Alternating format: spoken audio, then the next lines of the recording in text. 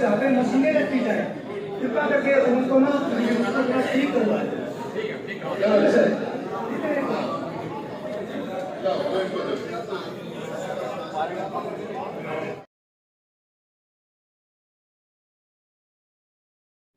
Sir, मैं आपसे विनती करता हूं कि आपके माध्यम से सरकार तक अपनी भावना पहुंचाना चाहता हूं कि जो ये समाज इकट्ठा हुआ है, जो बाबा साहब संविधान के अकॉर्डिंग इनको हक और हकूक का अधिकार दे के गए हैं, वो पूरी सच्ची नीयत से लागू करवाए, ये मेरी चरणों में अपील है। दूसरी बात, सरकार की नीयत पे संदेह का मूल कारण क्या है कि ये जन भावना सरकार की नीयत पे विश्वास क्यों नहीं कर पा रही। अभी ताजा तरीन सरकार ने, माननीय मुख्यमंत्री ने एक कलम से आर्थिक पिछड़ा वर्ग के तमाम गरीब बच्चों का हक नियम 134 से खत्म कर दिया, जिससे आर्थिक कमजोर वर्ग के हर जाति, हर समाज के गरीब बच्चे अच्छी क्वालिटी की शिक्षा निःशुल्क प्राप्त करते थे। और वो माननीय न्यायालय ने आदेश दिया था, हाई कोर्ट ने, ये सरकार ने उस नियम को ही समाप्त कर दिया, तो इन गरीब जनता का हक और हकूक कैसे लागू होगा, मुझे तो इस बात पे संदेह है।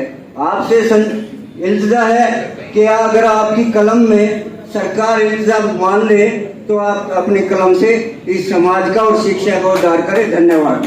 मुझे ये भी पता है सर कि आपकी कलम के अधिकार को सरकार नहीं मानेगी, क्योंकि प्रकाश आयोग भी बनाया गया था, उसकी भी कलम के अधिकार को नहीं माना था। आपका, आप सभी का बहुत बहुत धन्यवाद आपने विचार रखने के लिए। आप मैं माननीय चेयर मेरे साथी मेंबरगण, श्री मुकुल कुमार जी, डिप्टी कमिश्नर कुरुक्षेत्र,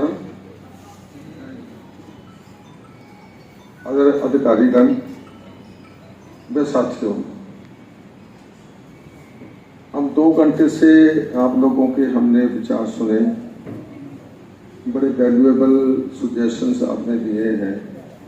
कई लोगों ने हमें डाटा भी सप्लाई किया जो हमें रिक्वायर्ड था।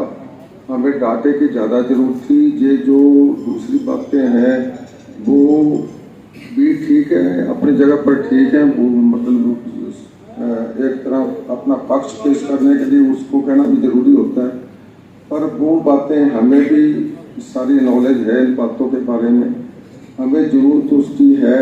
जैसे आंकड़े, कितने मेंबर हमारे पंचायतों में बने, कितने पंचायत समितियों में बने, ताकि हम उस बेस पर कुछ अपना रिकमेंडेशन बेस कर सकें। तो आए हैं, कुछ डाटा हमें मिले हैं, इसलिए मैं सब जो अपने समाज के साथी इकट्ठे हुए हैं उन सबका शुक्रगुजार हैं। कमीशन की तरफ से हम सबका थैंक्स करते हैं। जो अच्छे सजेशन आपने दिए उसके लिए धन्यवाद। के सभी सदस्यों का धन्यवाद करते हैं, स्वागत करते हैं कि उन्होंने हमारे क्षेत्र के सभी लोगों की समस्याओं को बड़े ध्यान से सुना।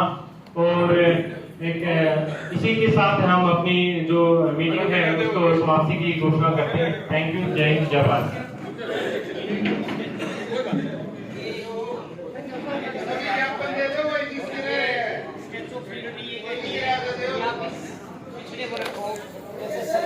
भाई पटेल ने संगठित किया था, ऐसे ही करेंगे।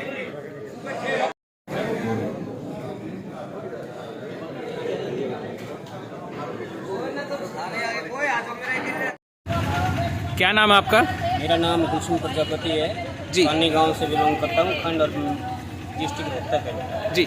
आज जो अभी जन सुनवाई हुई है, इसमें आपने कोई डिमांड रखी है? जी, मैंने अपने समाज के लिए डिमांड रखी है। क्या डिमांड रखी है? कि जो हमारे को सरकार आरक्षण देने जा रही थी 8% है, वो किन्हीं त्रुटियों के कारण रद्द हुआ, उसको पुनः 27% का रूप देकर उसको लागू कराने के लिए हमने अपनी तरफ से जो डाटा इकट्ठा किया 2000 से लेकर 2016 तक का, वो विद प्रूफ हमने अपने आयोग चेयरमैन साहब को दिया जी। आज जैसे ही लास्ट में मैंने भी देखा है कि आपने उसको सरदार वल्लभ भाई पटेल की जो अध्यक्ष को आज जो मूर्ति भेंट की है, इसका क्या कारण है?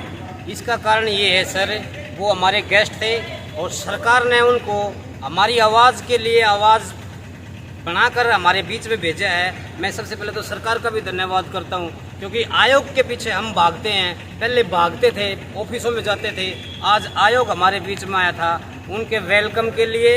और आयोग हमारी ओबीसी बिरादरी। जनता जी, आज जो पिछड़ा आयोग के अध्यक्ष दर्शन सिंह जी आए हैं और जन सुनवाई भी हुई है, उसमें आपने भी अपनी बात रखी थी, तो कैसा आपने महसूस किया कि आज जन सुनवाई में आपकी मांगे पूरी होंगी या किस प्रकार से आपकी मांगे सुनी गई, इस विषय पर बताएं। आज 20 अगस्त 2022 को हरियाणा पिछड़ा वर्ग आयोग ने अपने शेड्यूल के मुताबिक रोहतक कमिश्नरी के तमाम पाँचों जिलों के बैकवर्ड क्लास के बुद्धिजीवी और कार्यकर्ता नेतागणों के विचार सुने। आज का आयोग का मुख्य एजेंडा पंचायती राज में बैकवर्ड क्लास की भागीदारी के बारे में है, तो वो भी बहुत ठीक है। कुल मिलाकर ये है कि बैकवर्ड क्लास के जो दुखी आदमी है उन्होंने अपनी भावनाओं को व्यक्त किया है और बुद्धिजीवी लोगों ने। आप लंबे टाइम से वैसे बैकवर्ड की जो है ना मांगे उठाते रहे हैं, और आज आपने जैसे अध्यक्ष जी ने स्वीकार किया है कि आंकड़े जो दिए हैं, आपने किस प्रकार के आंकड़े सौंपे हैं? आपने भी सौंपे हैं या किसी और ने सौंपे हैं? मैंने हरियाणा प्रदेश पिछड़ा वर्ग ब्लॉक 1 कल्याण समिति रजिस्टर के माध्यम से भी आंकड़े दिए हैं।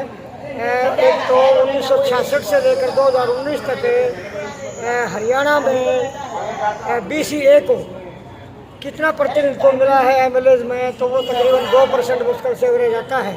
और राज्यसभा में पिछले 55 साल से मात्र 5 MP बने राज्यसभा के, और जब से हरियाणा बढ़ा है लोकसभा में हमारा भागीदारी शून्य है।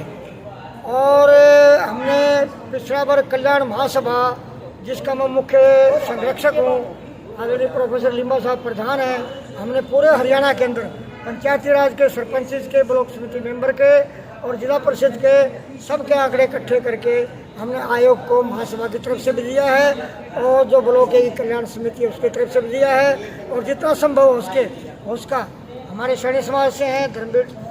आपको कितना लग रहा है कि आपकी जो ये मामले जो आपने जो दिए हैं आज, इनकी क्या सुनवाई होगी? क्या आपकी बार इस पंचायती एक्ट जो चुनाव होगा उसमें मिलने की उम्मीद है या नहीं है?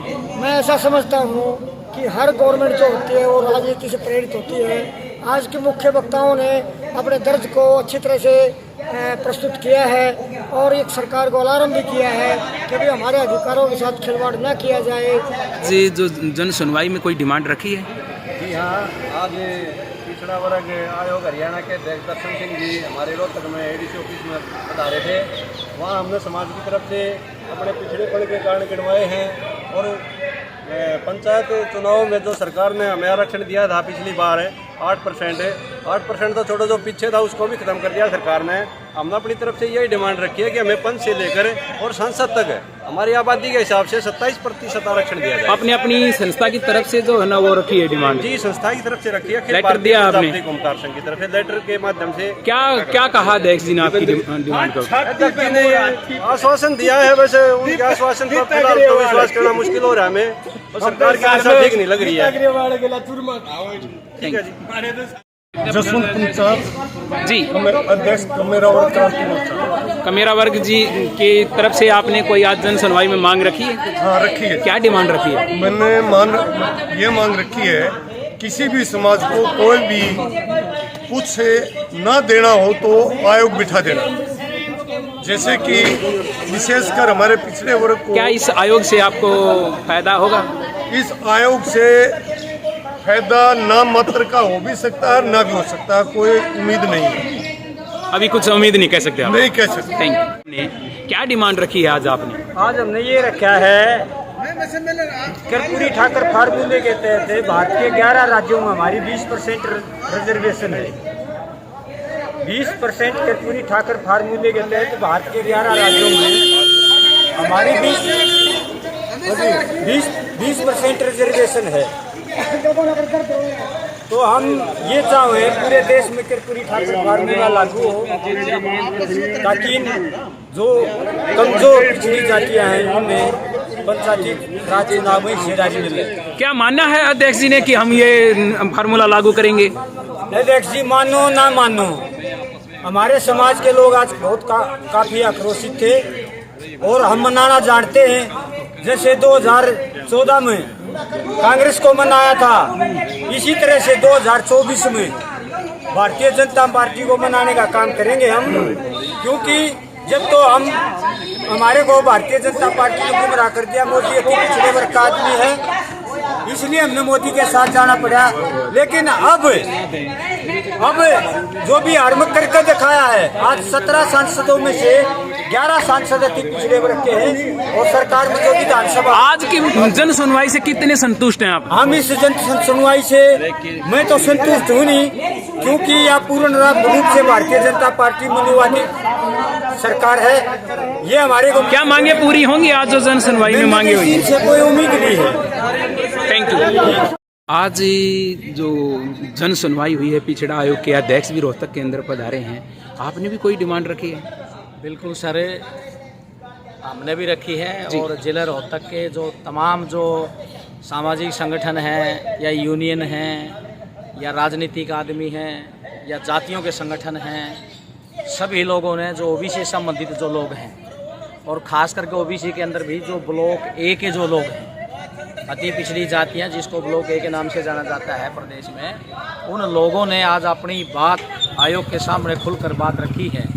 और आयोग भी आज खास करके जो पंचायती जो राज सिस्टम है उसमें मैं समझता हूँ कि प्रदेश में पहली बार इस टाइप का आयोग हरियाणा में आज घूम घूम करके सर्वे ले रहे हैं। वो एक अलग बात है कि भाई माननीय मनोहर लाल खट्टर जी ने 8% जो सरपंची में कोटा दिया घोषणा कर दी और बाद में बल्कि फिर इन कमज़ोर पिछड़ी जातियों के मुंह पर थप्पड़ मार करके वापस छीनने का काम भी किया है।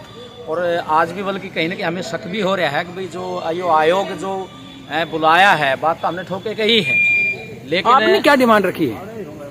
आज की मुख्य डिमांड तो ये है कि भाई जो कमज़ोर पिछड़ी जातियाँ हैं प्रदेश में, उनको पंच से लेके सरपंच हैं, जिला परिषद है, नगर निगम है, नगर पालिकाएँ हैं, नगर निकाय हैं, ब्लॉक समिति है, पंचायत और लोकल बॉडी के जितने भी पद हैं, चेयरमैन हैं जैसे, और प्रधान पद है खास करके, तो इनके अंदर कमज़ोर पिछड़ी जातियाँ, अति पिछड़ी जातियों की भागीदारी न के बराबर है। आज तक हरियाणा जब से बना, अब तक अगर आप आंकड़े देखोगे पूरे प्रदेश के अगर देखते हो तो 2.25% के आसपास ही इनकी टोटल पंचायती राज में आपको हिस्सेदारी दिखाई देगी। और आज हमने आयोग के सामने ये सारी बातें आंकड़ों के आधार पर रखी हैं कि अगर इस प्रदेश का बहुत बड़ा समूह जो लगभग प्रदेश का चौथा पार्ट मैं कह सकता हूँ, टोटल जनसंख्या का चौथा हिस्सा अकेला जो है कमज़ोर पिछड़ी जातियों का है। और भागीदारी की जब हम बात देखते हैं कि 2% भी भागीदारी नहीं है, लेकिन मैं आपके माध्यम से इतना कहना चाहता हूँ कि इन जातियों की जो मूल समस्याएं हैं वो केवल पंचायती चुनाव नहीं है, पंचायत की भागीदारी नहीं, इसके साथ साथ जो और भी इनकी जो भागीदारी है लोकतंत्र में होनी चाहिए वो न के बराबर है। तो आज जो अध्यक्ष जी ने जो सुनवाई करते समय आपने कुछ ऐसा लगा कि ये मांगे पूरी होंगी आपकी? बिल्कुल आप सही कह रहे हो। वैसे तो बात को चुनाव आयोग ने बड़ी शांतिप्रिय ढंग से और अच्छे तरीके से उन्होंने सुना है और उन्होंने बाद में अपने आश्वासन भी दिया है कि भाई हम इन बातों को वहाँ तक भेजेंगे। लेकिन हमें शंका इस बात की है, सरकार की नीति में हमें शंका है। शंका इस बात की है कि ये जो चुनाव से पहले जो आयोग बिठाया गया है, अभी इस आयोग को केवल ये पंचायत, क्योंकि उस टाइम पर शहरों का चुनाव था, शहरों में जो चुनाव था अभी नगर निगम निकायों के, उसमें 46 पदों पर उन्होंने चेयरमैनी का चुनाव लड़वाया था। चेयरमैनी के पद के ऊपर उन्होंने ओबीसी को, कमजोर पिछड़ी जातियों को एक आदमी को भी टिकट नहीं दी। ठीक है, अभी उसमें कोटा नहीं था, लेकिन उन्होंने अपने चुनाव जिनके ऊपर है, क्या आपने जो उनका जो पार्टी का जो संगठन है, क्या पार्टी ने अपने मैनिफेस्टो में चुनाव तो टिकट दे सकते थे ना, जाजिब जाते तो, लेकिन एक आदमी को भी पार्टी की तरफ से एक आदमी को टिकट ना देना, ये हमें जो है ना शक और संदेह पैदा करता है। हमें ऐसा लगता है कि कमजोर पिछड़ी जातियों को केवल इस तरह का आयोग दिखा करके उनको जो जो आने वाला जल्दी जो सितंबर के लास्ट से पहले जो चुनाव होने की संभावनाएं है, मुझे लगता है कि उसके अंदर वोट लेने के लिए, क्योंकि जब गाँव की तरफ आप जाओगे तो भाजपा की जो मूल जो कास्ट है, खास करके जो पंजाबी या शहरों में बचने वाली जो किसान, ये जो व्यापारी जो जातियाँ गाँव में नहीं है, और गाँव में कमज़ोर पिछड़ी जातियों को बहुलियात अच्छी संख्या पड़ती है। ये इन जातियों की वोट लेने के लिए मुझे लगता है सरकार ने आयोग भेजा है। अभी आयोग कितने दिन इसका रिपोर्ट देंगे ना देंगे, क्या सरकार इसके ऊपर ओबीसी को इसके ऊपर कोई संज्ञान लेगी या नहीं लेगी, लेकिन हम इसके ऊपर पूरी नज़र बनाए हुए हैं। अगर ऐसा सरकार नहीं करती है तो 2024 का जो भी चुनाव आएगा, चाहे विधानसभा का चुनाव है चाहे लोकसभा का चुनाव है, मैं आपके माध्यम से प्रदेश की तमाम CIDs एजेंसीज, सरकार के जितने भी सिस्टम हैं और राजनीतिक जो लोग हैं, हम उनको ये बात क्लियर कर देना चाहते हैं कि ये ओबीसी के साथ अगर मजाक किया गया तो ये भारतीय जनता पार्टी को लोकसभा और विधानसभा में बिल्कुल खत्म करने का काम करेगा और ये अपनी जो बेइज्जती है सहन नहीं करेगा। उसके ताबूत में आखिरी कील